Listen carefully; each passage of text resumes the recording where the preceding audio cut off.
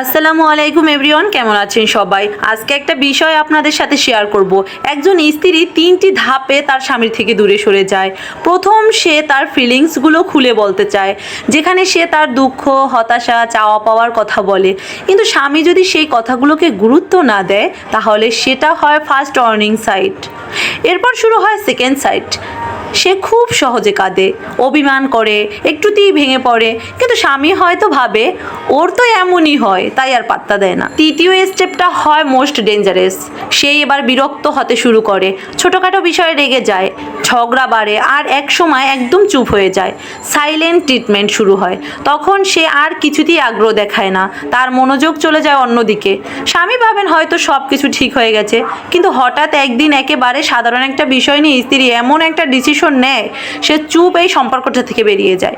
তখন স্বামী কনফিউজড হয়ে পড়ে, ভাবে হঠাৎ আবার কি হলো, কিন্তু তখন আর উত্তর পাওয়া যায় না, কারণ সে ইমোশনালি ডিসাইড হয়ে গেছে বহু আগেই।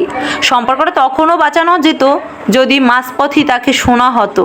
আজকালকার দিনের সম্পর্কগুলো না খুবই বাজে। মানে দেখা যায় কি, একজনকে আর একজনের সময় দেওয়া বলতে পাশে বসে ফোন টেপাকেই বলায় হয় যে না, আমি তো তোমাকে সময় দিচ্ছি, আমি তো তোমার পাশে আছি। মূলত তারা ফোন নিয়ে ব্যস্ত থাকে, তারা একজন আরেকজনের কথা শুনতে চায় না, একজনের মন খারাপের গুরুত্ব দেয় না। ও কি চাচ্ছে সেটা বোঝার মতো তার কোনো ইচ্ছা আকাঙ্ক্ষা কিছুই নেই।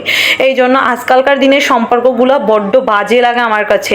আমার মনে হয় একজনকে আরেকজনের সময় দেওয়া উচিত, বিশেষ করে স্বামী স্ত্রীর মাঝে সময় দেওয়াটা সবচেয়ে মোস্ট ইম্পর্টেন্ট একটা পার্ট আমার মনে হয়। কারণ আজকালকার দিনে যা অবস্থা শুরু হয়েছে, ফোন আর ফোন এটাই তাদের সম্পর্ক।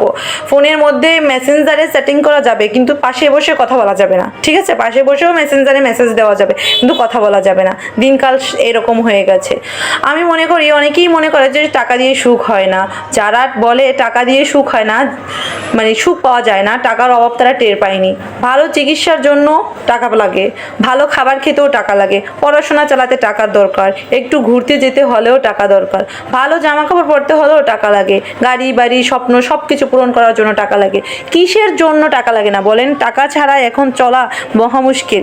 আপনারা যদি এই ভিডিওটা দেখে আপনার মনে হয় যে আমার কথাগুলো বাস্তব, তাহলে অবশ্যই একটা ভালো একটা কমেন্ট করে যাবেন। গুছিয়ে কথা বলতে পারি না, কিন্তু অনেক ভালো কিছু বলতে চাই, কিন্তু বলতে পারতেছি না। ভিডিওতে ভয়েস দেওয়ার সময় কোনো কথা গুছিয়ে বলতে পারি না, এটা একটা আমার বড় ধরনের সমস্যা। তো ভিডিও ভালো লাগলে অবশ্যই একটা লাইক কমেন্ট করে দিবেন। পেজটি ফলো করা না থাকলে অবশ্যই একটা ফলো দিয়ে দিবেন, আর কমেন্ট করে যাবেন, আমি আপনার সাথে যুক্ত হয়ে যাব ইনশাল্লাহ। সব সময় আমাকে পাশে পাবেন। আল্লাহ হাফেজ।